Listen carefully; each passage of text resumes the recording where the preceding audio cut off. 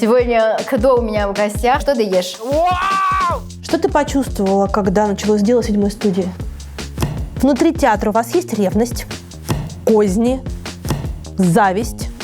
Как ты запела? Ша-ла-ла-ла-ла. Ты впервые влюбилась в Россию? Я не жирная. Как ты думаешь, тебя взяли бы в какой-нибудь другой театр? Кирилл меня раздел. Мама послала ему в жопу. Прости, можно так? Так удобнее. Кончила? Так. Скажи, Гордеевой, скажи.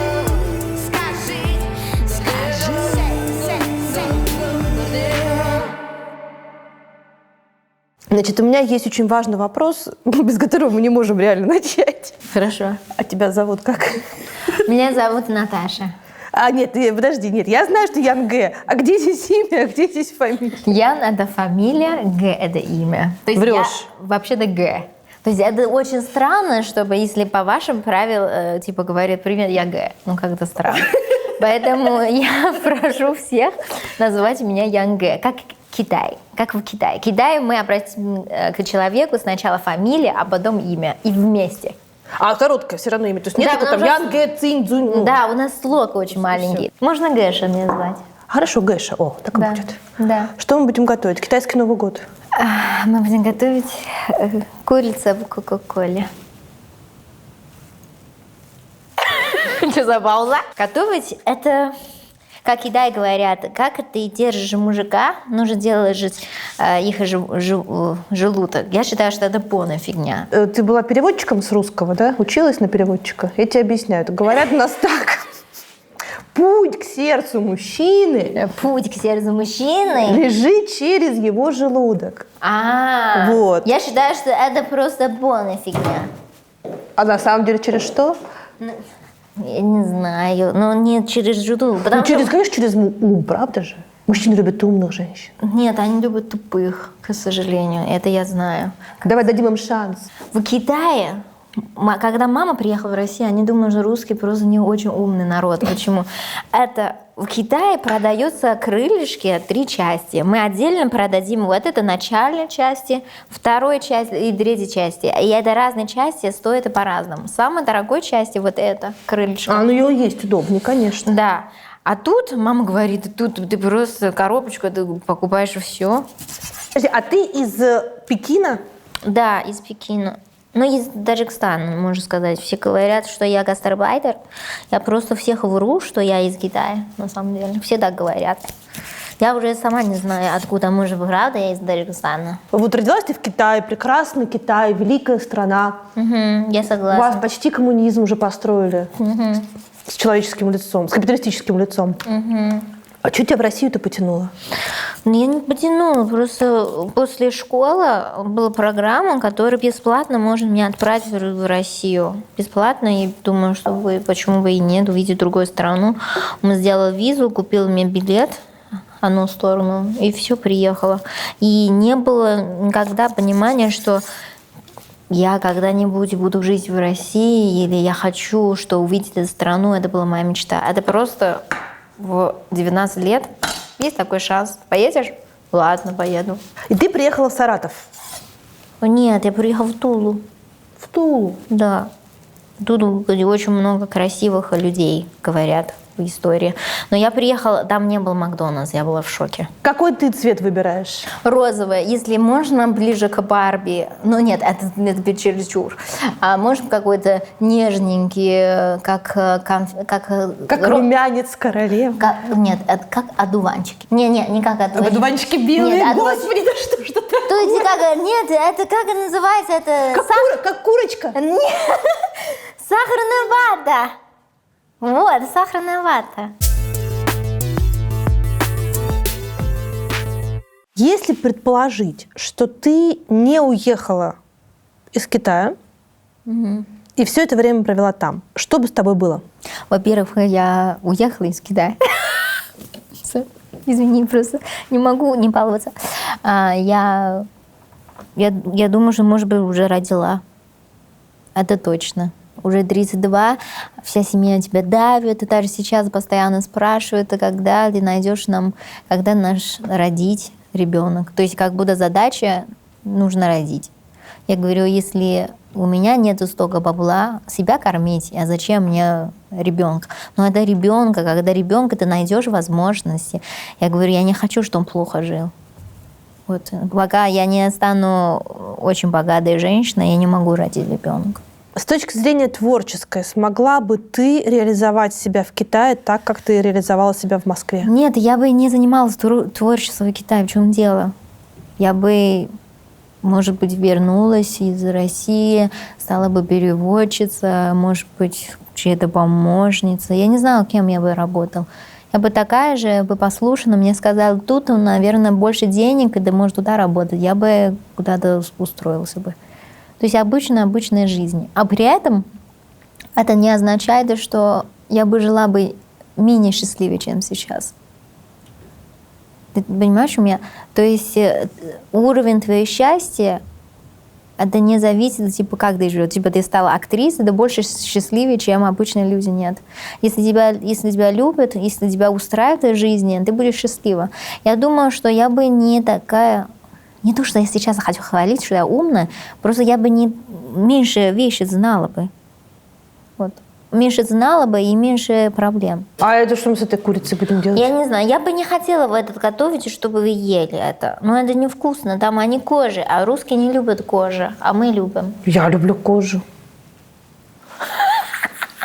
Андрей делает так. Андрей, делай так! Все, кожу готовим для Андрея. Путь к сердцу Андрея лежит через кожу. Давай. Когда я люблю готовить, когда кто-то меня обижает, то есть как вынести свои негативы, ты можешь готовить, ты можешь режать мясо, и ты можешь просто... Это для того, чтобы больше соус вошли внутри. А жаль, Тарантино, кстати, с тобой не был знаком. Я вот тоже не понимаю. Вот. Ты ему писала? Я им не писала, если бы могла достать. А что это такое? Что это такое? Это курица. Значит, это говорит о том, что курица была настоящая, пушистая, блондинка. Так, хорошо. И ты приехала в Тулу. Да. И там училась на переводчика. Да. Где в этом моменте появляется актерство, режиссерство, Сергей Соловьев? Как это вообще все случилось? Случилось так, что я просто поехала. Я года учила языка, и там общалась с местными студентами, которые на международные факультеты учились. Все хорошо говорили на английском. Я говорила, А ты хорошо говоришь по-английски? Да, ну неплохо. В России все артисты, они могут говорить, ты говоришь на английском? Да, я говорю по-английски. Они ни хрена не говорят на английском. Они знают, hello, fine, thank you, and you, и не говорят, что они говорят. То есть это неправильно. Where is my contract? То есть это когда, для китайца мы можем сказать, что я говорю, это значит, мы идеально мы знаем языка. Поэтому я говорю, что да, я чуть-чуть могу говорить, даже я не могу сказать, что я прям супер говорю. Ну, ты говоришь по-английски лучше, чем русские артисты? Да. Все. Как китайцы, вы реагировали так должно правильно. Вы что, я вообще никто, я никакая. То есть это не я пел, я плохо пою, вообще некрасиво, ничего.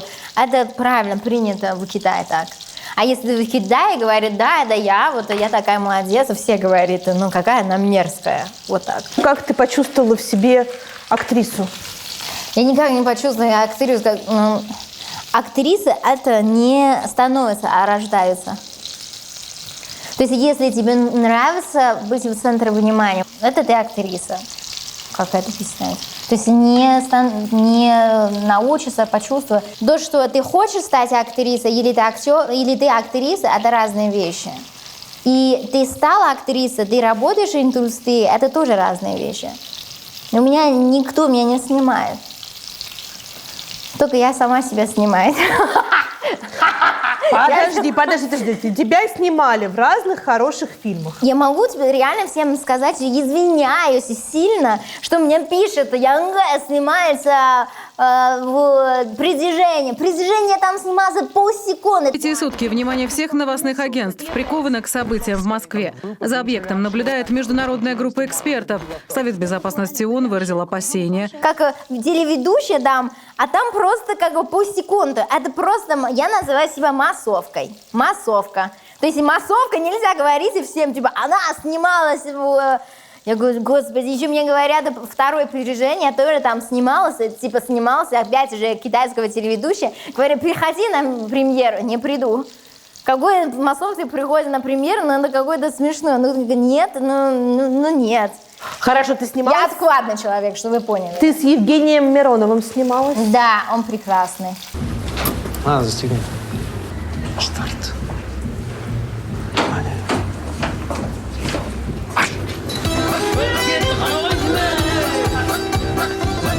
В прекрасном большом фильме. Это нормальная большая роль. Ну. Ну да, хорошо. Айчурек работает японкой. У нее неплохо получается. Слушай, я могу что-то сделать? Давай я как китайская... Хозяйка. Не то, что хозяйка, чтобы не хочу тебя пачкать. Я буду чистой. Да, конечно, я же пришла к тебе в гости какой-то, нет. Давай горячий огонь. Андрюша, давай. Ты всегда считала себя актрисой, всегда в себя верила. Нет. Я никогда не считала себя актрисой и никогда себе не верила. Хорошо, можно давай по-простому. Как ты оказалась в мастерской Соловьева? Мне сказали, что можно попробовать. Вау! Давай, быстро, давай. Господи, сначала я не Это могу... «Морские звезды». Я не могу думать, я должна готовить. Гэша, по-моему, у вас что-то горит. Это моя душа горит. Теперь у нас волшебная, без рекламы. Но, с другой стороны, без кока-колы никак. То есть пепси нельзя. Мы кока-колой даже ротавирус лечим, не говоря уже о То есть я коронавирусе. должна когда закрыть его. А да я добью. Можно. Слушай, а пахнет пектусином почему-то. Катя, сейчас, подожди, просто у меня все русские друзья обожают это блюдо, все, кончают, прям после того, как это едят. Так что посмотрим, какая реакция после того, как ты попробуешь эту еду. Так, я как попала к Соловьеву. Я уже, знаешь, и забыла, что ты к нему попала. Ну, как ты попала к Соловьеву? Просто я давно знаю Авгика. Знаю Авгика еще в Китае. И вот год я прожила в Тулу. Я просто, как вся детство и всю мою жизнь, то в Москве, я жила такое правило, что я не знала, что я хотела, я просто делала то, что говорят. Мне говорит, надо хорошо учиться. Мне говорит, нельзя приходить домой после заката солнца. Я приходила вовремя. То есть нельзя чавкать, нельзя, много чего нельзя. И я просто слушно сделала, хорошо училась. То есть что я хотела, я не знала. Я ничего для себя не жила. Для русских, даже молодежи, они просто для них было удивительно. То есть ты хотела в России? Я говорю, я не знаю. Ты хотела стать переводчицей? Я говорю, нет, не знаю. А тогда почему ты это делаешь? И сначала мне не обратила на это внимание, а потом, спустя год, мне стало дико страшно. То есть в какой-то момент я поняла, что вся моя жизнь устроена таким образом, что я делаю то, что мне говорят. Но это... Мне стало дико страшно, и взяла листы бумаги, написала, кем я бы хотела стать. И кем я помогла. Там была фэшн-дизайнер. Я всегда хотела, потому что я люблю красоту. Понятия не имела, что такое актерство. Потому что во всю мою жизнь не касалась никогда искусства. Певица, мама была певица, но она запретила меня это делать. Потому что она говорит, творчество это всегда не зависит от тебя. Потому что математика 1 плюс 1 получается 2. А ты хорошо поешь или ты плохо поешь, нету мерка. То есть ты кому-то может нравиться, а кому-то нет, и все. Поэтому лучше стать умной девушкой и работать на те профессии, которые тебе не могут сказать нет. Вот. Поэтому я и, собственно, училась, я была послушана. А тут я живу в России, никто не знает, тогда еще приехала, то есть еще не было, сейчас так удобно, можно онлайн-телефон. И не было в интернете, все, ты не знаешь, что ты делаешь. Я думаю, в принципе, я могу попробовать поехать, поступать. А если я не поступлю, никто об этом не знает. В каком возрасте ты села и подумала о том, чего ты на самом деле хочешь? Вот в Туле, 20 лет. Тебе было 20 лет. Да. Мне было 20, а сейчас 31. Господи, 32. Что делать? Ну, я не похожа, ничего страшного. Моя мама тоже, ей уже 55, и у нее очень мало морщин. Я очень хочу так сделать, чтобы было вкусно. Ой, класс. Вот. Ты увидела Соловьева. Какое впечатление он на тебя произвел? Великий русский режиссер. Ты смотрела хоть один его фильм до этого? Нет, Класс. я не знала, кто он То такой. есть ты Ассу не видела? Ну, где я увидела? Я родилась в Китае. Где я это и могла? Но он был очень миленький. Он первое впечатление, я считала, что он похож на Дед Мороз. Он с моего роста. Я в шоке. Вроде русские все высокие, а он с моего роста. Очень миленький. Вот, и было смешно, что у нас прослушивание все вызывает на второго этажа в ГИК.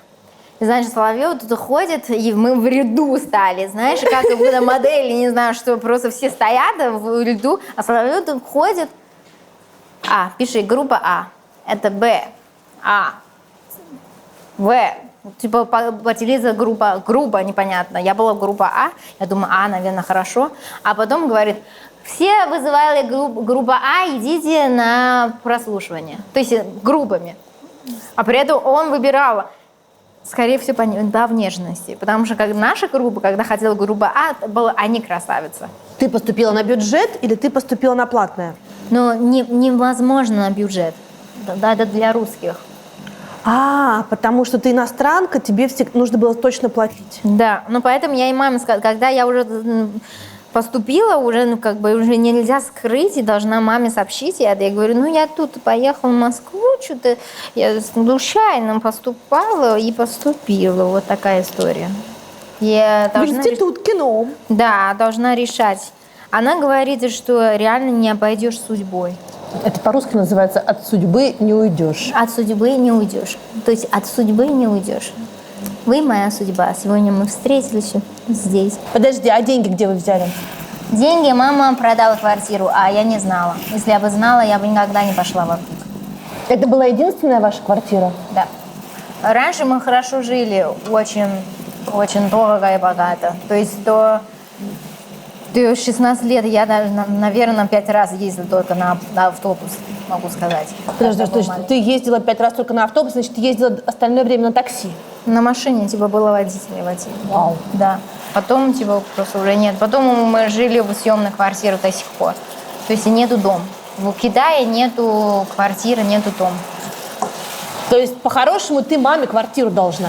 Да, не то, что по-хорошему, оно и есть мечта, но деньги не так легко зарабатывать, и поэтому я максимально балуюсь ее как смогу. То есть я реально, если есть премия, лучшая дочь на свете, это я. Просто, мне кажется, у меня очень-очень мудрая мама, мне повезло. Повезло не то, что ты родилась в хорошей семье, повезло, что ты родилась с ней, нормальные родители. У меня нет родителей, у меня нет отца, у меня только мама. А что с отцом? Он изменяла мама послала ему в жопу. Просто.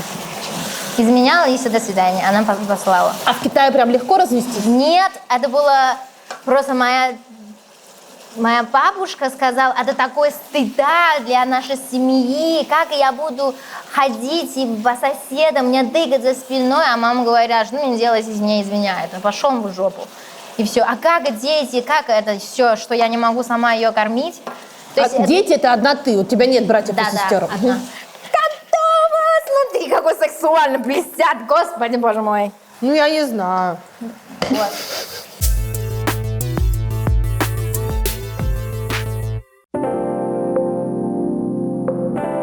И портфель собрал. Боже мой. Давайте, целую крепко. Целую. Спокойной ночи. Главное, зубы не забудьте почистить. Целую вас, родные. Пока-пока. Приучить ребенка чистить зубы и, главное, делать это правильно – та еще задача. Мы с моими детьми перепробовали такое количество щеток, что, мне кажется, я уже могу профессионально консультировать родителей. К счастью, наши поиски идеальной щетки наконец закончились. Мы попросили детского стоматолога Анну Огареву поделиться лайфхаками о том, как приучить чистить зубы дважды в день даже самых несговорчивых детей. Кать, привет! Конечно же, ухаживать за детскими зубами – это очень-очень важно.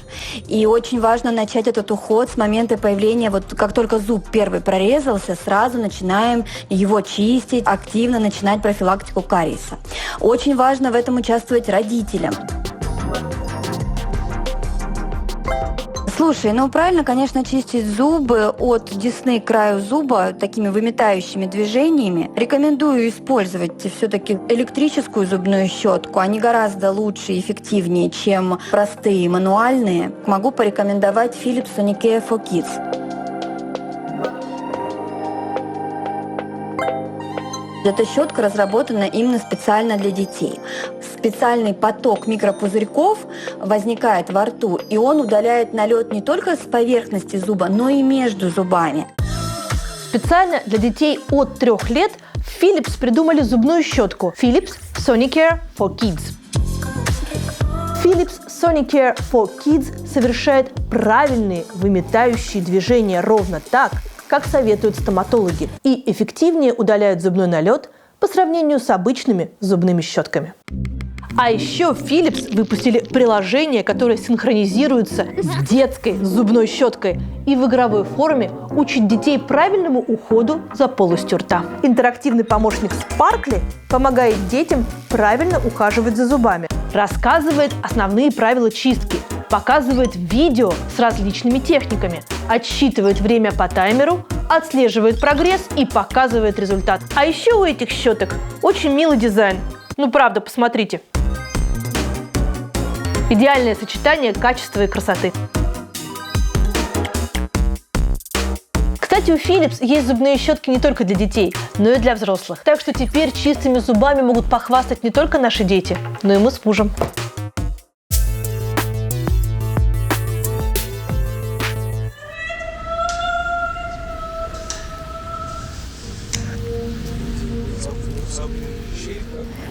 Можно я покажу, как я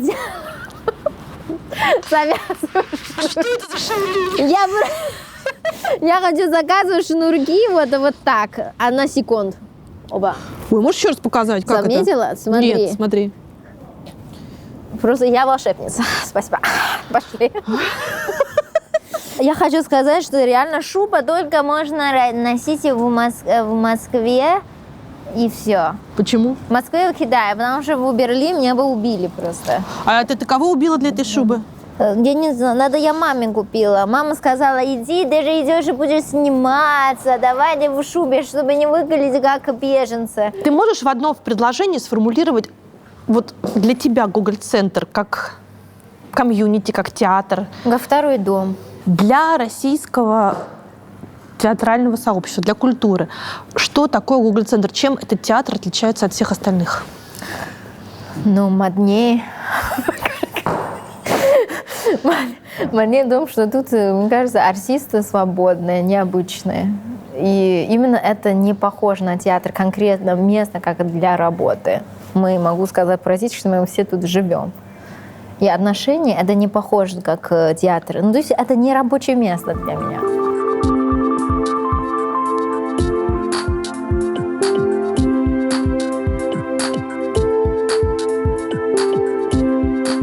Значит, это наш замечательный гардероб. Сегодня, если вы в гостях, давайте я раздену вас. Я люблю раздевать и женщину тоже, и мужчин в том числе. Давайте я раздену.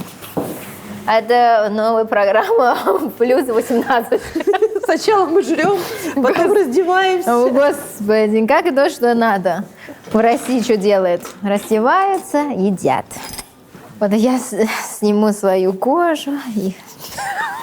Какой у тебя костюм, как у Чичикова. Да, с искрой. Я специально, моя мама уже рассказала, что чтобы не выглядели как беженцы. Она говорит, ты же на съемке, ты же 8,5 месяцев не был на съемках. Вот. Потом я накрашусь еще. Ты что делаешь? Ну, я сюда рюкзак уберу. А, У вас не надо? воруют же в театре? Нет. Нет. Пошли. Пошли.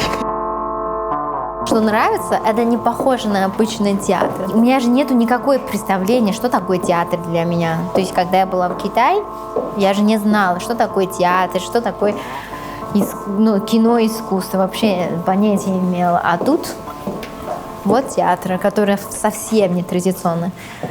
Вот. У нас тут монтаж. Мученик. Мученик будет. Сегодня репетиция, что ли? Кого-нибудь увижу. Я могу сказать, что это даже больше, чем в ГИК. Я учила там 4 года, а тут жизни 7 лет. 7 лет я работаю в этом театре. Как ты думаешь, тебя взяли бы в какой-нибудь другой театр? Мне кажется, нет. 7-я. А, кстати, 7-я – это моя удачная цифра. Я родилась 7 числа. Я 7-я девушка, 7-я студия. Я родилась 7 сентября, один день за Кирилла Семеновича. Прикинь? Тебя, наверное, поэтому и взяли. Может быть. Как ты попала в Гоголь-центр? Как я попала в Гоголь-центр? Я очень горжусь, что все карьеру, которую я устроила, работу не через бэкграунд, не через постели. Я никогда не продавала душу дьяволу, чтобы что-то получить. Вот тут был кастинг на азиатской внешности, без спектакля, без страха.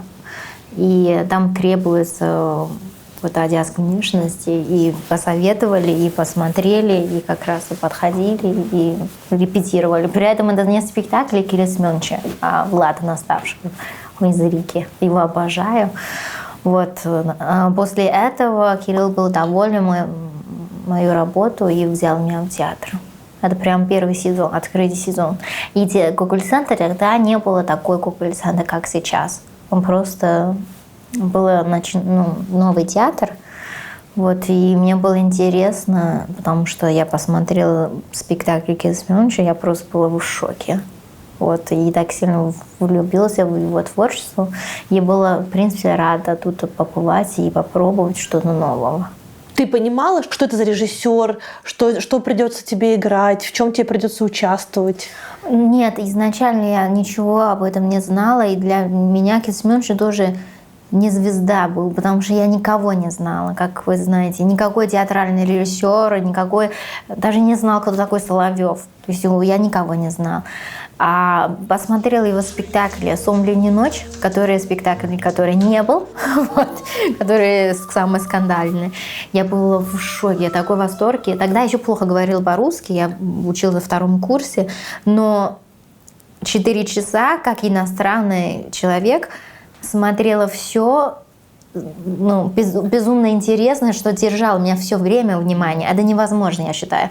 А внимание держит не только от происходящего. Иногда я не понимала, но насколько красивый костюм, как двигается сцена, и декорация насколько прекрасная, и пение, то есть все, костюм, все вместе. То есть привлекала к этому спектаклю, хотя я иностранка, хотя я 50% не поняла, о чем говорят. То есть поэтому я считала, что это волшебство.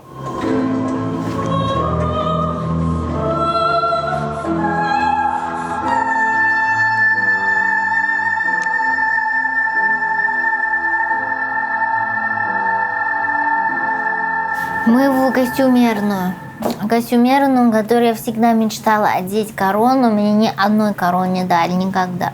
То есть я не королева, я не принцесса, я просто беженца. Вот эти короны привезли из, господи... Таиланд? Малайзия или вот там, где...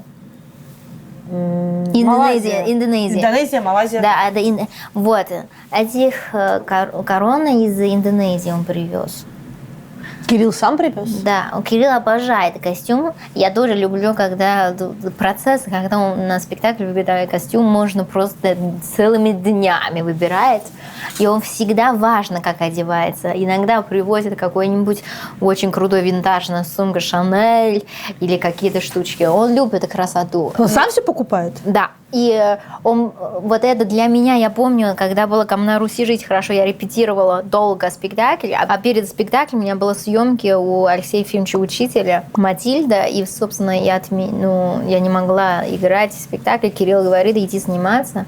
В итоге я репетировала 2 месяца и в итоге ни разу не сыграла в спектакле. А при этом все это корону он уже выбрал для меня. Я первая пришла. Давай примерим, ты корону. Да нет, там... Я достану. Андрей! Андрюша, вот это золотой. Давай наденем. Кирилл меня выбрал, потому что он говорит, что больше всего, конечно, вот это ей. Конечно, я помню этот день. Я прошла. Блин, у меня прическа испортится. Не испортится. Давай резинку подержи. Давай. Отпускать? Я. Ша-ла-ла-ла-ла. Ну, нравится? Вообще, тебе очень подходит. Да, то есть ты думаешь, что если так пойдем на передачу «Давай поженимся», мы найдем кого-нибудь? Теперь и покажем свадьбу. Ты знаешь, вот с этим короной давай пойдем. С этой вот так. короной нужно прям сразу идти на передачу «Давай поженимся», «Давай познакомимся». Да, нужно сразу на свадебном платье, которое я играю в пародии.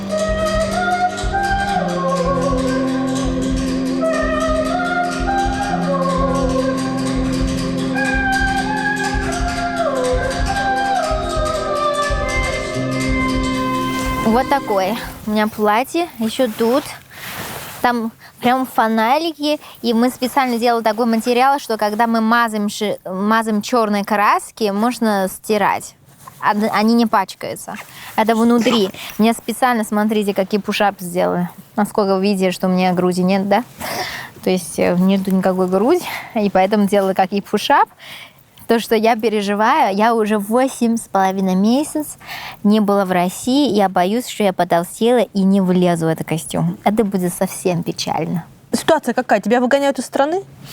У меня виза заканчивается 9 декабря, а до 15-го беженца можно находиться в территории России, поэтому я могу тут это отбывать до 15 декабря. Если продлят, я бы хотела, на самом деле, до конца года прожить, попрощаться со всеми.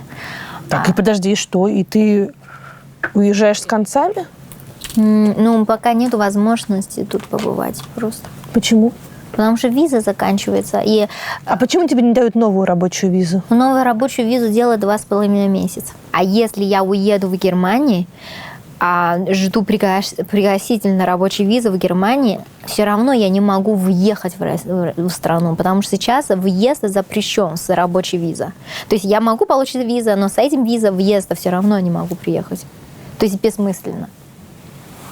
И что делать, 2,5 месяца ждет меня спектакль, не спектакль. Поэтому я уже ни на что не жалуюсь. Я буду жить по течению судьбой. Какой твой самый любимый костюм?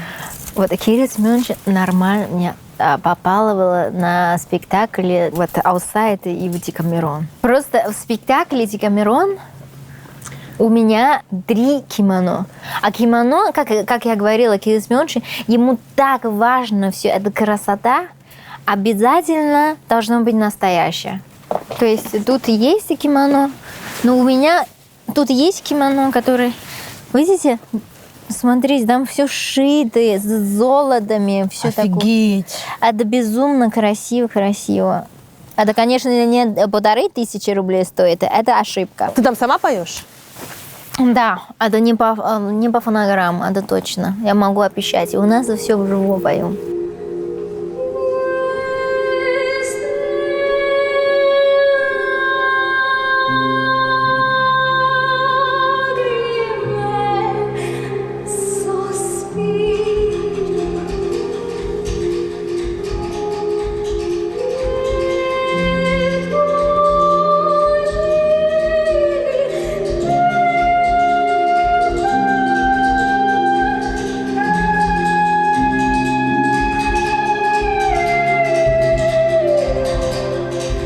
А ты когда в Гоголь-центр поступала, ты пела?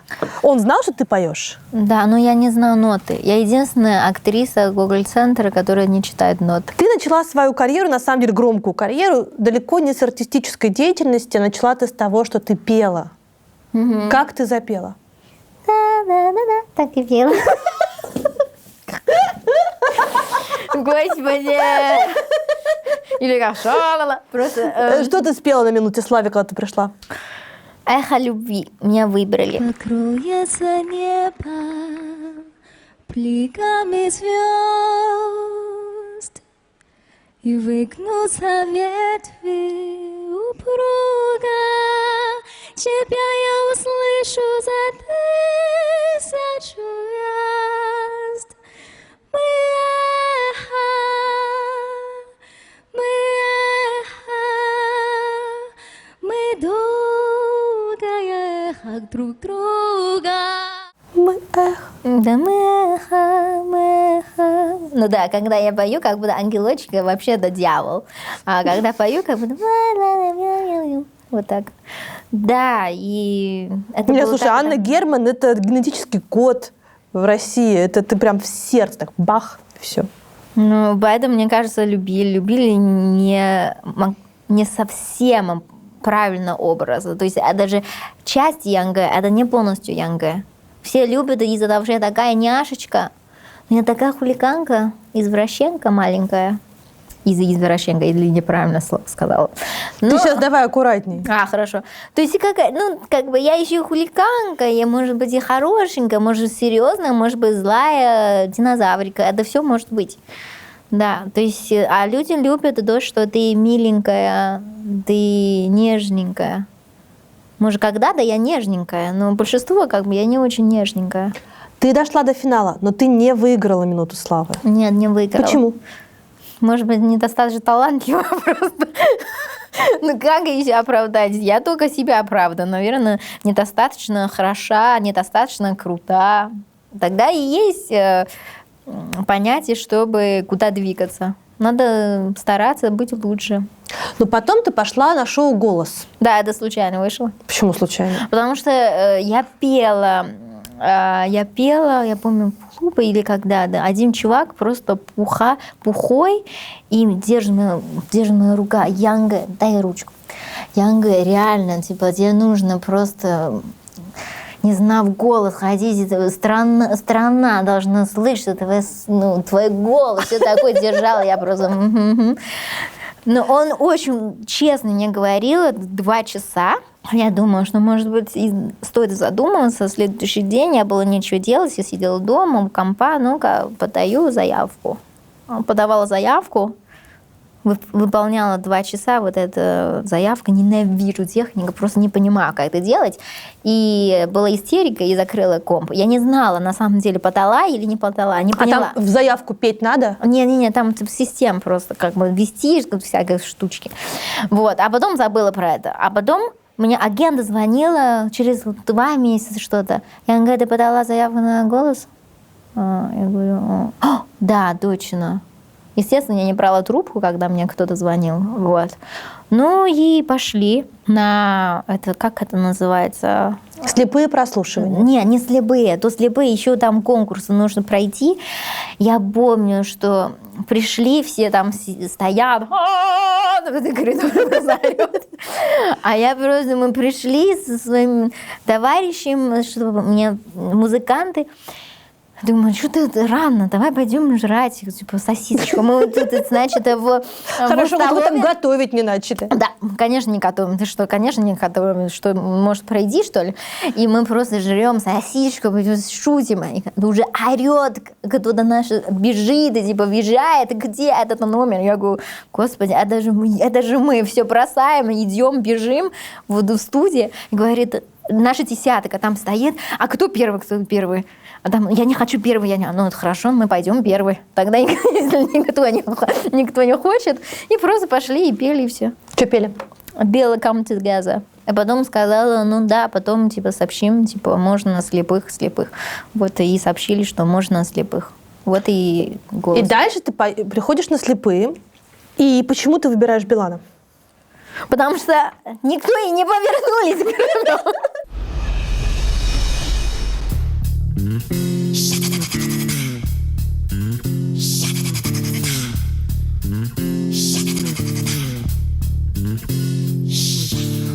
He come a flat up, he come crawling up slowly.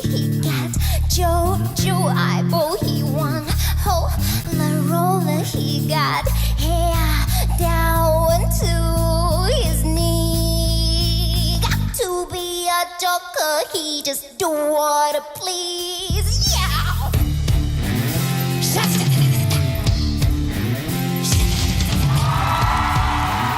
У меня не было возможности выбирать. А если бы была возможность, кого бы ты выбрала? Вот, я уже перед тем, как вышла, я сказала. Я выбираю тот человек, который меня выбирает. Кто первый повернется, а и к кому я и пойду. Очень честно. А хотела бы ты к кому? Я никого не знаю, кроме Дима Билана. Что ты живешь? Я помню, это такой абсурд. Мне говорит, со мной была, типа, моя русская мама стояла, типа, перед тем, как я уже... Какой это твой русский мама? Кто это? Это мама бывшего. Говорила? Что говорила? Но зато вернулись, что тебе не было стыдно. Вот. Да, мама бывшего со мной ходила, типа, да, давай в тайном просто. Подожди, ты хоть знаешь, кто там сидит? Я просто смотрю на нее, она, господи, хоть я спросила. Она знает, что я такая совсем немножко куку. И она говорит, значит, это и это пела это, вот это, как зовут, и что сделали. Все, теперь ты готова, можно идти. В итоге только Билан повернулся. Ты знала Билана, Билан повернулся, все сошлось, тебе не пришлось учить новое имя. Да, ну это классно. Нет, все-таки я все узнала, всех имя, все выучила. Вот. А что дает шоу «Голос» артисту в нашей стране? Можно я открываю тайну? Не знаю, мне будет ударить по голову или что-то? Ничего. Ты уже уезжаешь, тебе все равно говорят. Да, ну ничего. В смысле? В смысле? Почему я дошла до конца? Открываем секрет, как и... Прости, можно так удобнее? Так, значит, как уже людям, прожившим всему, можно все рассказать. Значит так. Ничего не дает. Почему? Все хотят выиграть, а в итоге ничего не вышло. Потому что кто-то, ты помнишь, кто-то выиграл «Голос»? Назови меня какой-нибудь, та же финалистку. Назови. Наргиз? Она выиграла? Нет. Вот кто выиграла, скажи мне, кто ты помнишь? Антон? Он выиграл? Не выиграл, мне кажется. Грязный чувак, понимаешь?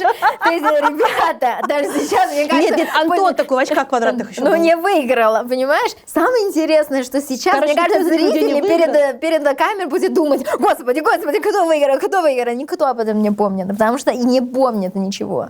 Я изначально знала, что это просто лишь бы прикол, потому что я люблю выступать, я хочу быть...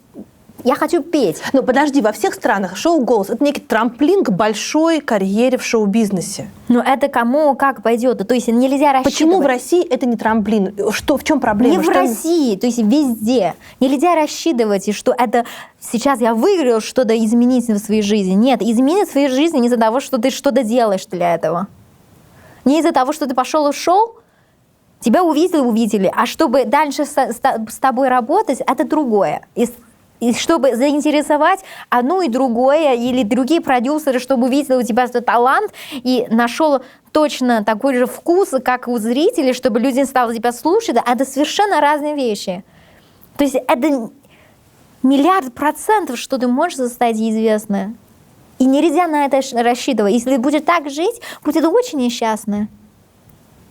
А я не хочу быть несчастливым человеком, поэтому все по барабану. Я что радуюсь? Радуюсь тому, что я могу перед зрителем выступать, могу делать что хочу на сцене. Это Билан очень сильно поддержал. Вот я как раз хотела спросить, Билан тебя чему научил? Он просто защищал. Мою идею это очень безумно. Как-то у меня тут, я говорю, я выхожу босиком, я одеваю парик, значит, я буду ягать, как будто я умираю. Давай вот костюм динозаврик. Нам еще сказали, типа, продюсеры, вы что, охренели, какой динозаврик, Первый канал, вы что, какой динозаврик? Билан говорит, да мы хотим динозаврик.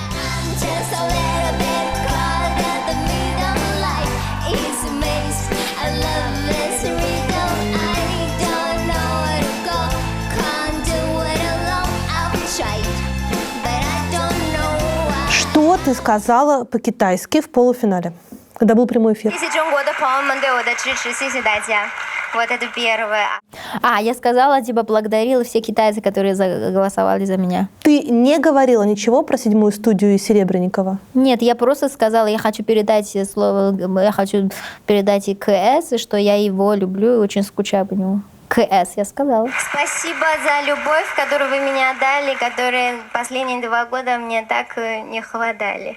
И спасибо, мамы и друзья. Вы последние. Я еще хочу передать привет, любимый друг КС. Я тебя люблю и скучаю по тебе. Почему ты не назвала полностью? Потому мне сказали нельзя, и вырежут. А если КС, то можно и... Никто об этом не знает. Никто и не решил, типа, мне уже сказать, не надо это говорить, но КС, может, кого угодно. Может, Константин Симонов. Да, например. То есть, кто угодно. Поэтому... Но зато он будет знать. Я не знаю, увидел или нет, ему будет приятно. Но я прям хотела. А я не могла увидеться с ним никак. Это было единственное возможно. Хотя бы чуть-чуть контакта я создала. Я не знала, что он посмотрел или нет. Это был момент, когда Кирилл Серебренников был под домашним арестом, Да. твой режиссер. Я не жирная, все нормально. Я не жирная? Нет. Хорошо. А то я переживаю. Угу. Ты что, паришься, что ты жирная? Мне кажется, все артисты парятся. Но потому что кто-то парится и не ест ничего, а я просто тупо парюсь и жру одновременно. Говорят, что у человека нету комплекса. У меня есть комплекс. Я переживаю за свои ручки. Я не ношу вот такие, типа, разлезы ручки, чтобы видела мои ручки. Я ненавижу свои ручки. Но при этом Господи, ты работаешь в театре, где все раздеваются все время. Да, нет. Да, конечно, нет. Просто эти спектакли, которые раздеваются, более популярны. То ты-то в спектаклях не раздеваешься. Но Кирилл меня раздел. Но это самое интересное, что могу сказать, чтобы видеть голый Гэшу, вы не увидите в Россию. Вам нужно идти на спектакль Outside. Да, Outside мы не играем в территории России. Мы катаем по всему миру. Из-за коронавируса отменили наш тур в Токио, тур в Америке, тур во Франции, тур в Германии. Просто везде отменили. А как ты относишься к тому, что есть спектакль, который ты не можешь играть в той стране, где он был придуман? Мы-то свободны. Мы можем играть. Если не хотят это увидеть, это другое.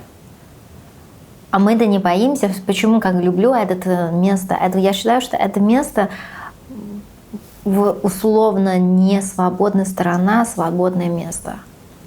И тут есть и свободные люди, и свободный дух. Поэтому мы-то свободны. Мы не боимся ничего. Мы можем это сказать, свое мнение. Мы можем играть, что хотим. То есть если запретят, это другое. Значит, они хотят увидеть. Что ты почувствовала, когда началось дело 7-й студии?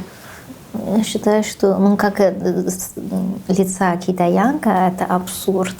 Ты испугалась?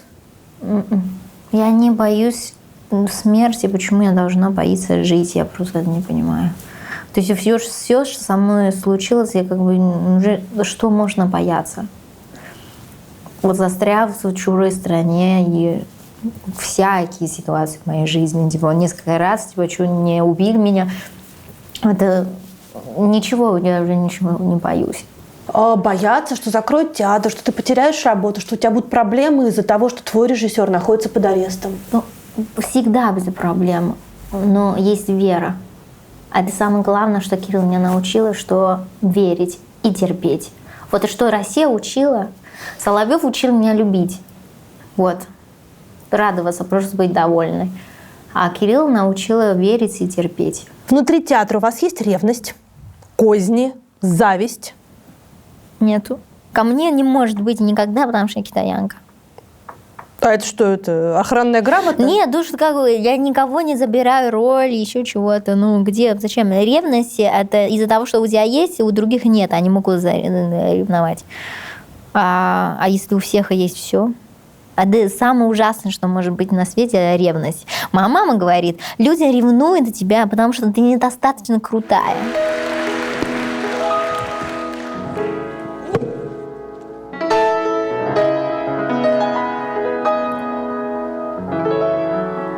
Правда ли, что для спектакля «Наша Алла» вы сами выбирали себе песню и сами придумывали себе номера? Почти так. То есть, я слушала очень много, на самом деле, мне нравится песня «Ты снишься мне тревожными ночами». Вот эта песня мне очень нравится, а мне говорит: да нет, не поешь. Ладно. А еще мне нравится та песня, которую пел Манижа. Это отражение в воде, да. Вот. А тоже нет, это уже поет Манижа, а что я буду петь? Ну, спой это, потому что не ревную. Я говорю, там, как они ревнуют, а там... А тебе не ревнуют, трудно сказать. Короче, руки, хорошо. То есть я такое не принципиально. Я наравне с другими хочу тебе служить, от ревности сухими губами ворожить, не удаляет слова, не пересохший уст, и без тебя мне снова дремучий воздух пуст. А номер ты сама придумала? Номер просто Кирилл Семенович говорит: Янга, подойди к певец было. Как я вошла, тут все Кирилл придумал, как и куда что найти. А я просто, чтобы бомбануть. Я все слушаю Кирилла. Кирилл говорит: разденься. Как бы я не хотела, как у меня тут целлюлит. И когда Кирилл говорит, я ничего не могу сказать. А когда Кирилл говорит: мазай грязь. В Декамерон там просто ужасный костюм. И мазать грязи просто еще должна изображать, еще жрать ташарак. Это я сама придумала. Но все ужасное. Обычно артисты стесняются быть некрасивым на сцене. А я сначала тоже боялась. А потом, когда Кирилл говорит все, что надо, я просто делаю то, что надо. И через себя. Таким образом ты растешь. С ним работаешь, ты растешь. Иначе ничего нового. Это еще насчет Пугачевски. Это костюм мой. Я купила в Париже в секонд-хенде. Кирилл Семенович вот такой. Он верит в мои вкусы. Он считает, что я художница. Только в твой вкус верит или в принципе во вкус артистов? Нет, в моем вкусе. Почему я могу тут хвалиться? Это так смешно, когда Кирилл Семенович прислала именно замечание по костюму этого спектакля. Там Катя в зеленом, в красном платье, Света в зеленом, все такое. А Янге одевает, что хочет. Просто я говорю, Китсмен, смотри, у нас все цвета есть, а синего нету. Как раз это платье, которое я привез, винтажное, а еще высокие плеча. Да, можно. Я говорю, давай красные колготки. Можно. Давай чулки. Я больше не ревную, но я тебя зову. И все, чего хочу я вижу наяву. И все, чего хочу я вижу наяву. Я больше не ревную, но я тебя зову.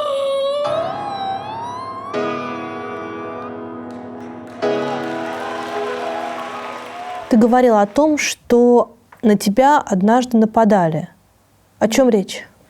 Нападали, потому что китаянка, когда приехала сюда, еще очень жестко скинхед. Я помню, в ГИК учился, там было корейские студенты, просто резал 21 ранен ножом, просто из-за того, что он корейцы.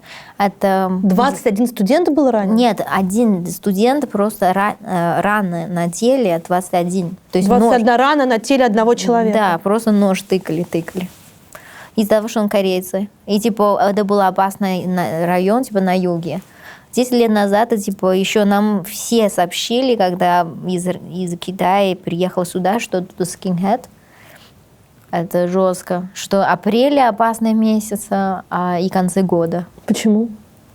Не знаю. Ну, так сообщили, я просто точно не знаю. Россия националистическая страна. Что это означает, не знаю слова. А это значит, когда не любят людей другой национальности.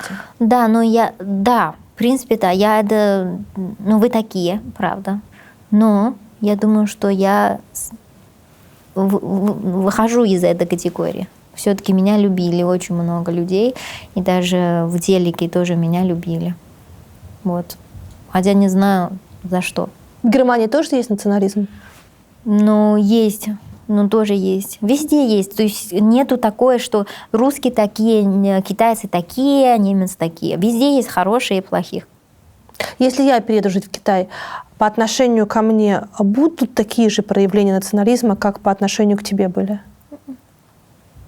Но тебя же не будет бить метро, просто бабушка тыка тебя. У меня была после операции, я просто вышла из метро, меня просто в живот ударили. У меня операция была в животе. Мне кажется, человек просто не знает. Просто бабушка заходит, просто видит одежду внешности, говорят всякие ужасные слова, просто ударные слова. То есть я не увеличиваю, типа, что со мной происходит. Я это вообще не увеличиваю. Меня любят, есть какие-то фанаты, что рады, но есть люди, которые не любят и ненавидят. Вот, уезжая в свой Китай, постоянно я это слышу. С коронавирусом это стало хуже? По мне нет. По мне нет. То есть она просто бывала, типа, в магазине, маме, типа, пару раз закричали, а так нет. Всегда были так. Но я не расстраиваюсь, я не злюсь на это. Это просто люди. Люди бывают разные. И мы никогда не можем рассуждать о других, потому что ты не знаешь, что с ним произошло. Может быть, какой-то китайцы им обидели. Поэтому так относится. Мы ничего не знаем, поэтому это не просто пустота, люди плохие. Почему они такие, значит, это была тяжелая жизнь. Поэтому я их жалею. Вот я слыхала, кстати, что ты все собираешься как-нибудь найти себе парня, принца. Я не собиралась искать, он сам меня нашел. О, уже нашел? Угу. Так, что за парень? Немец. Я же застряла в Германии 8,5 месяцев. Это из-за коронавируса ты застряла? Да, я приехала с гастроли с Кириллом Семеновичем, спектакль Кирилла Семеновича в Дочь театра в Германии. И после спектакля, спектакль называется «Декамерон». Это про вирусы, про чумы. И после этого вся Германия заявляется, что закрывается театр. У вас же был спектакль накануне локдауна германского, первого локдауна. Да. Объявили, что все закрывается. И все русские вернулись, а я застряла там. Потому что у меня нету вид на жительство, у меня нету русского паспорта, у меня только виза. А почему ты не поехала в Китай? Потому что моя мама застряла в России. Я не могу ехать в Китай, потому что я не могу попасть дома, во-первых. У меня нету никакой номера телефона, у меня нету банковской карты, а у меня даже WeChat, там не связан с никакой китайской банкой, то есть я не могу просто, в принципе, там попасть. То есть у тебя в Китае сейчас вообще уже ничего нет? У меня есть тетя, тятя, но как бы мама сейчас, она находится в России. То есть могу сказать, мы же не знали, что я не могу вернуться. Она просто приехала типа пожить со мной и просто побывать. Таким образом, я застряла в Германии, она застряла в России. Она не говорит по-русски. Она жила без меня 8,5 месяцев. А как она выжила? Ну, у меня была тетя, слава богу, была с ней. Здесь, в России? Да. А тетя говорит по-русски? Тети нет. Класс. Да, то есть насколько это было тяжело, например, они куда-то пойти в магазин, ничего не понимают, и мне звонят из Германии, просто я объясняю. Или кто-то стучится, что-то ремонт у нас дом делает, или они просто потерялись. Потерялись, и я... В Москве? Да, геолокацию я получаю, узнаю и заказываю им такси через Германию. Я в Германии заказываю такси в Россию, чтобы их привезли домой. Нормально? То есть это какой-то жесть все. Еще я переживаю, что они, не дай бог, что не заболели. То есть я вообще не жила в сахаре. Несмотря, я не жалуюсь ни на что.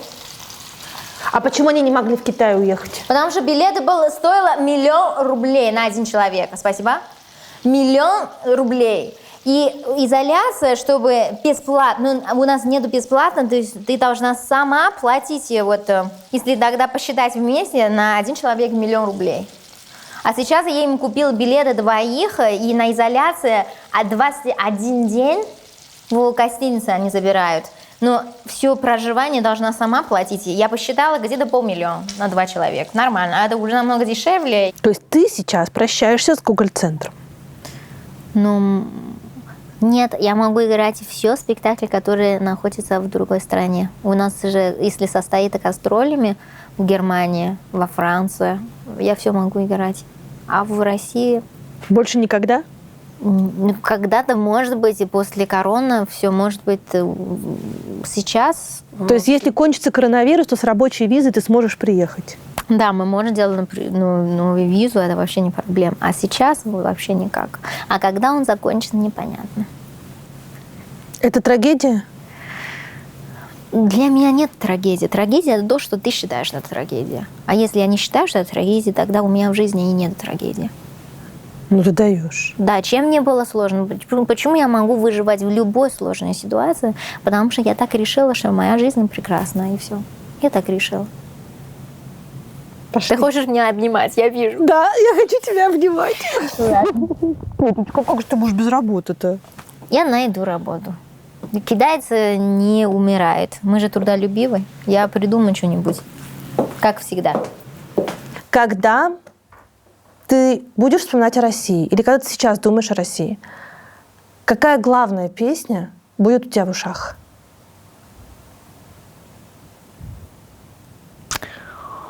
Мне кажется, вот эта песня, которую я пела, мне нравится, что вы больны мной.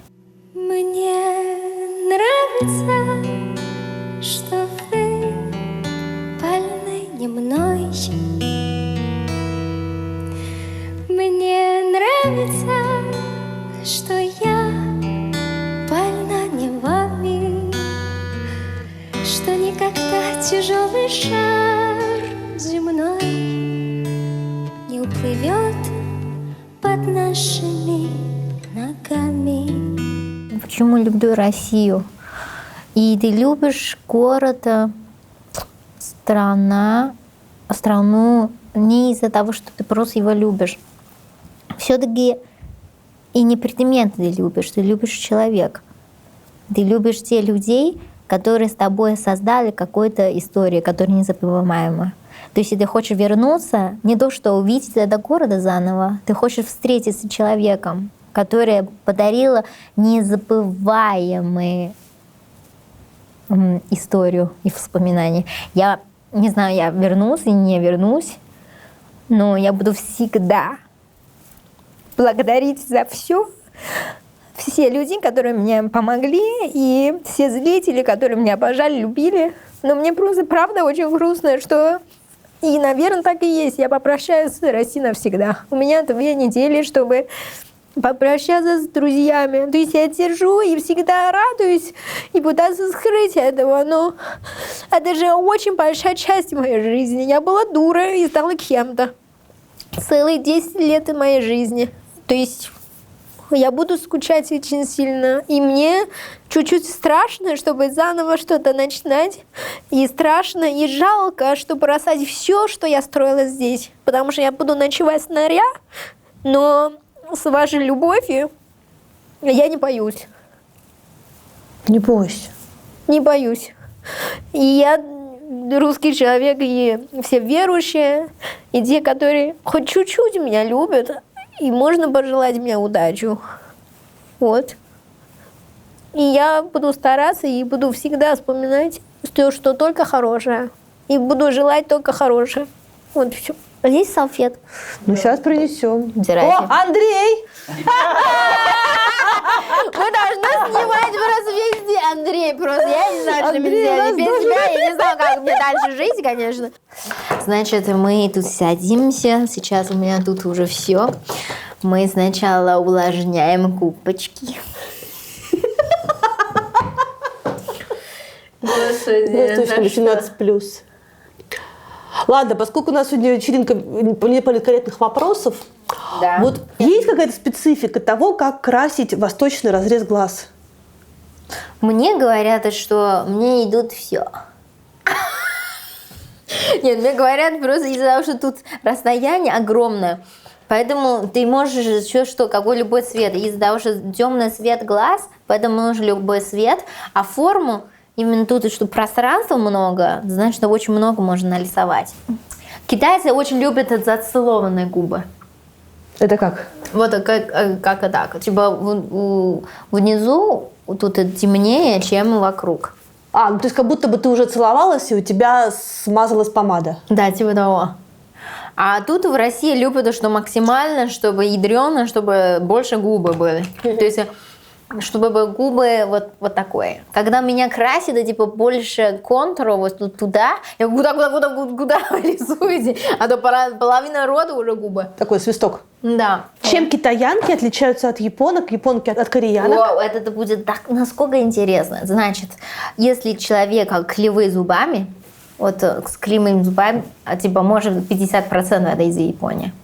И кривые зубами, кривые ноги. Из-за того, что они все сидят вот так.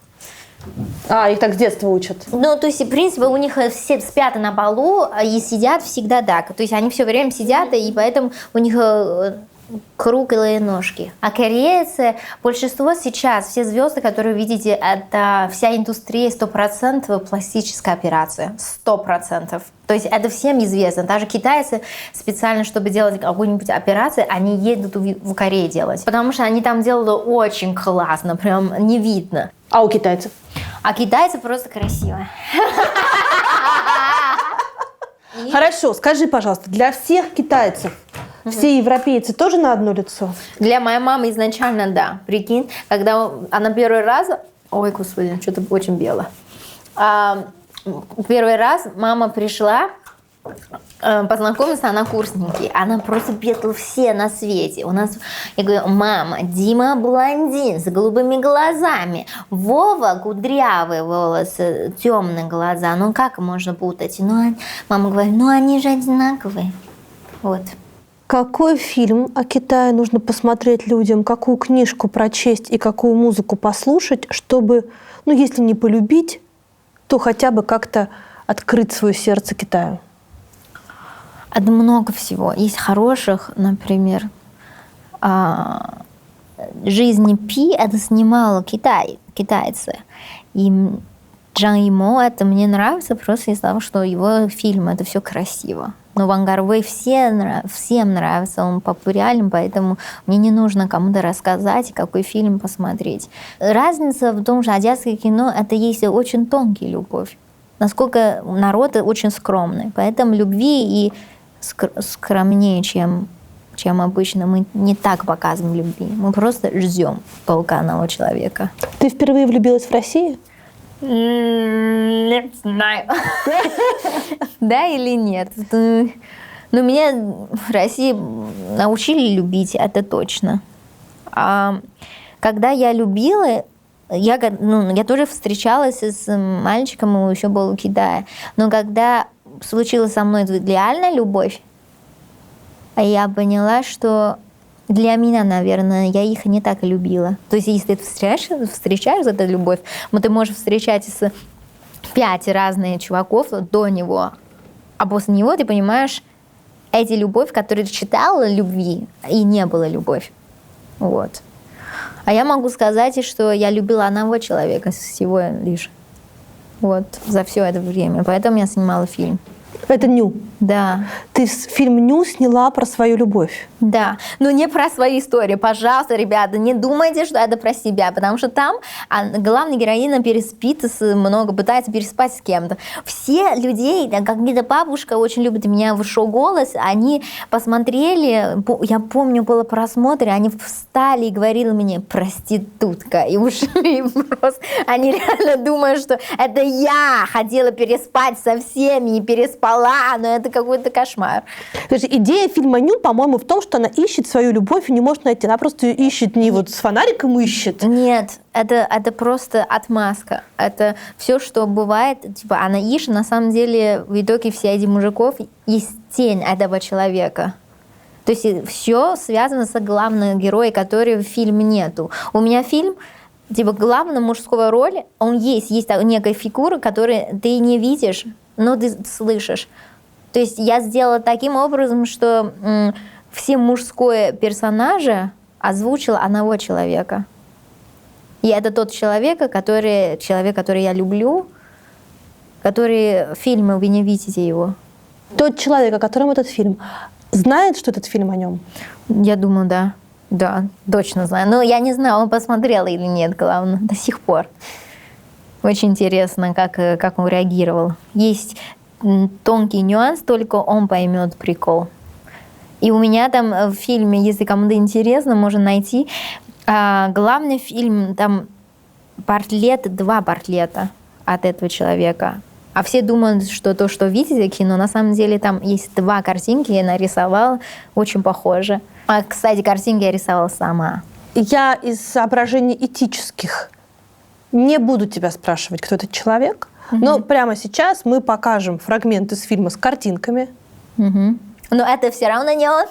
Ну, вдруг он себя узнает или кто-то об этом догадается. Ну, тогда уже у меня руки чистые, я ни в чем не виновата. Плачь, не плачь, плачь, не плачь, плачь, не плачь, плачь.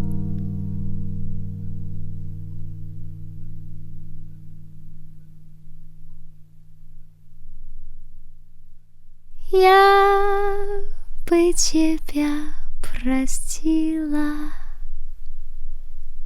но я мертва. Там два портрета прям я нарисовала. То есть свет очень похожи, и ракурсы лица похожи, почти одинаково. Сколько лет ты живешь с разбитым сердцем? 5 лет. А теперь уже нет? Прикинь? Я застряла в Германии и нашла свою любовь. Не то, что нашла, просто... А эта любовь, которая сейчас, она сопоставима, сравнима? Ее можно сравнить с той любовью, которая разбила тебе сердце? Нет. Знаешь почему? Вот это очень интересный момент. Я думаю, что тот человек, русский человек, просто ему повезло. Потому что я была молодая, глупая и могла давать все, что у меня есть для него, отдавать все ему. А я просто уже другая, я уже не такая. Я люблю одного человека, но чтобы так любить одного человека, терять голову уже никак не могу. Не то, что я рассчитанная уже какая-то, нет. То есть ты будешь думать о своем будущем. Если он меньше тебя зарабатывает, то как бы ты уже не осматриваешь. А тогда я была маленькая, глупенькая, просто его люблю и все. Подожди. То есть сейчас ты к любви подходишь рационально, да. Чтобы он... Хорошо, что нужно? Чтобы он зарабатывал больше, чем ты? Ну, нет, это главное, это первый, он должен быть хороший человек. Так. Второй — надежно. Надежность о том, что типа, ты чувствуешь себя в безопасности. То есть мужчина, который решает проблемы. Это самое важное. То есть когда у тебя полностью жопа ситуация, он говорит, не переживай, я завтра позвоню, я тебя отведу, я все решу, это проблема. Я решаю твои проблемы, это важно. А не было бы неплохо, что он красивый. Но я не говорю, что он должен много зарабатывать, хотя бы больше меня. Тогда ему не будет плохо. Ну ты сейчас без работы, это нетрудно. Неправда. Это неправда. Я всегда могу найти кем работать, потому что мое, как бы, почему я работаю не ради себя. Если я ради себя, мне ничего, мало что надо. Очень легко становится счастливо и радостно. Лишь бы хорошо поесть, неважно, Макдональдс или черная икра. Просто поела и радуюсь. А ради родителей, мама, да. У меня не такой сильная ручка. Так.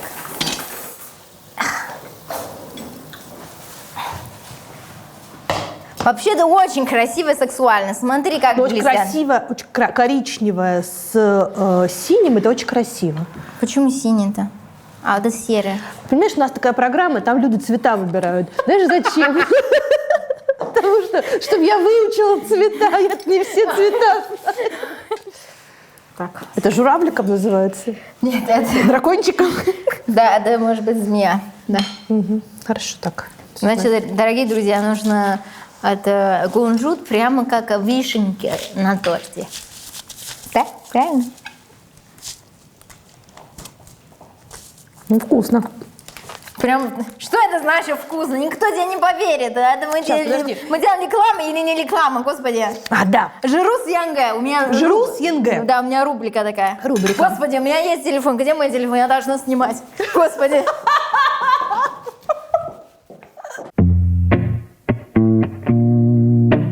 Так, история.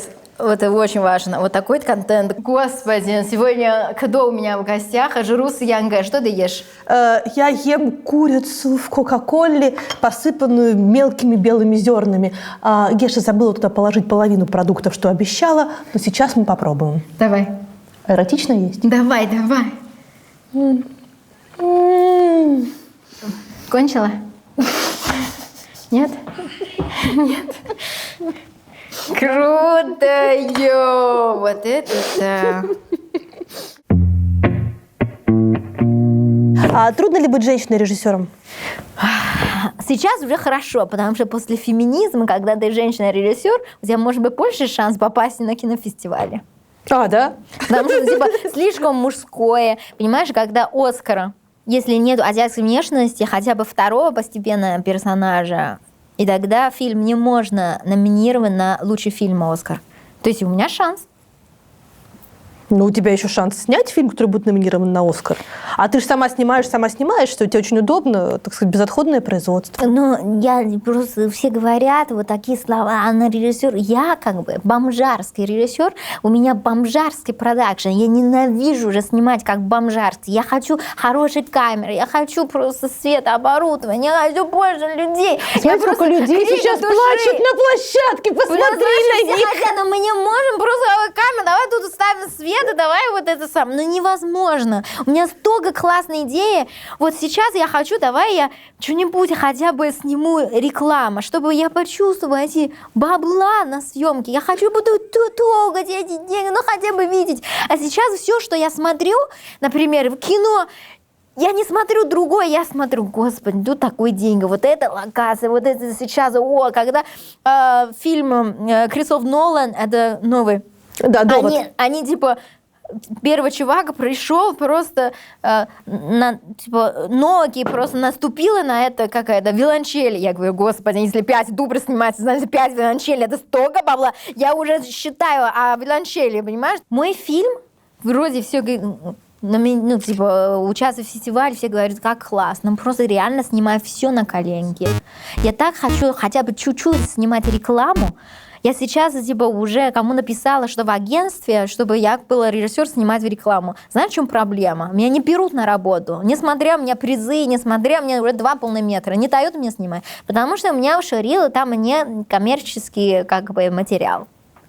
Они не дают. То есть это замкнутый круг. То есть ты снимаешь авторское кино, и ты не можешь войти в... Нет, потому что у меня нет материала. То есть я могу... То есть если я уже могла снимать полнометр, странно, что я рекламу не могу снимать. А чтобы доказать клиенты, им нужно уже материалы, которые ты что-то снимала с большими баблами, со светом, с движением камеры, все такое. Просто реально, если клиенты, которые сейчас смотрите, я обещаю, я даже мало деньги заберу за первый мой 5 клипов или 5 реклам, я могу бесплатно, я просто хочу снимать. Сейчас, подожди, остановись. Почувствовать, что я режиссер, я могу что-то сделать, чтобы красиво было.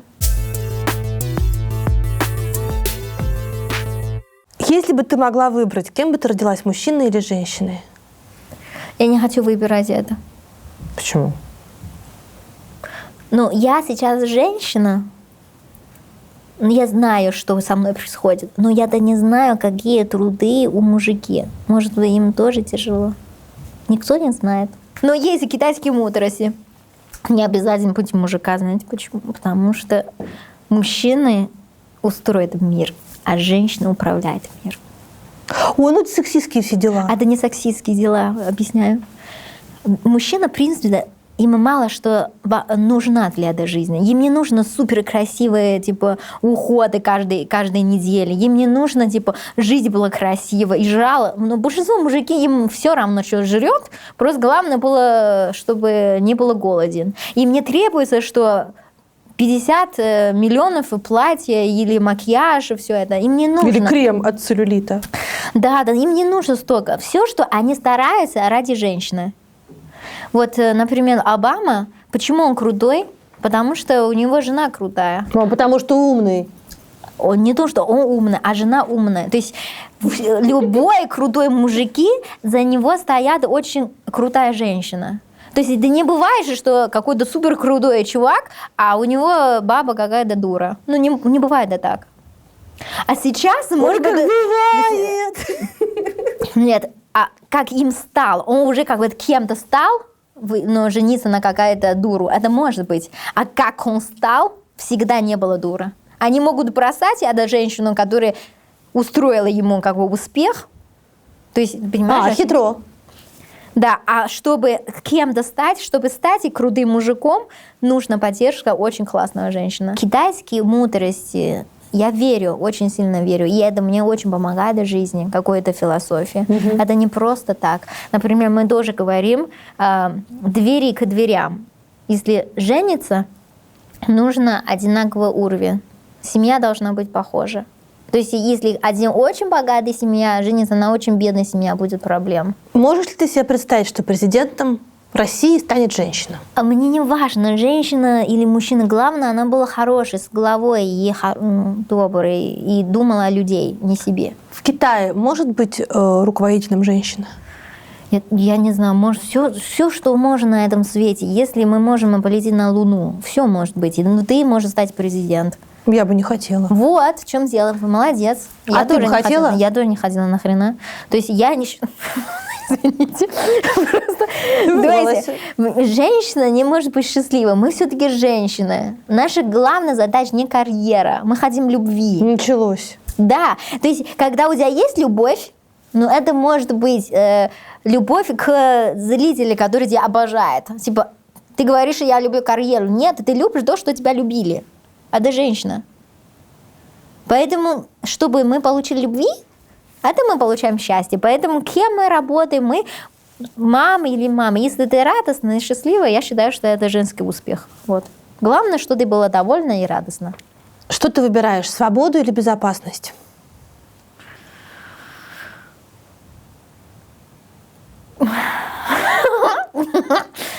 Свободу. Да, я люблю свободу. Я не боюсь быть типа, как бы в опасности. Я и постоянно в опасности со мной. И тут застряла в Германии, и тут не могу возвращаться в Москву. Вечный проблем со мной. Я и постоянно в опасности. Поэтому я привыкла к ней и не боюсь. А быть свободой — это классно. Вот. Выбираю свободу. Деньги или любовь? Любовь. Деньги всегда можно зарабатывать, а счастье не несет деньги. Счастье несет любовь. А я хочу быть счастливой. Вот главная задача моей жизни, что дай мне деньги снимать кино. Карьера или семья? У меня пока нет семьи, поэтому не могу выбирать. Карьера или отношения?